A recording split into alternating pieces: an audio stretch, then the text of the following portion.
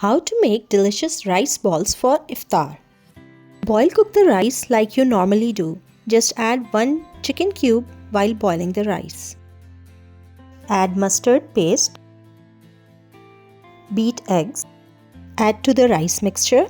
Mix all together with hands like a dough. For filling, I'm using leftover chicken curry. You can use whatever you like. You can use beef mince or mutton or anything you like. I will also use broken cheese slices for filling. Brush a tray with oil. To form rice balls, rub some oil on your hands. Take a little amount of rice dough in your hand.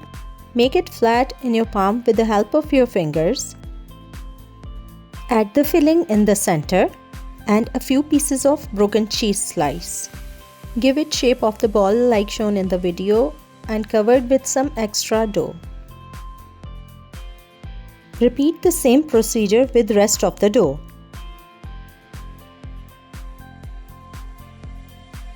You can now freeze the rice balls. To fry the rice balls, take some breadcrumbs in a bowl. Beat an egg. Heat oil in a pan at very low heat.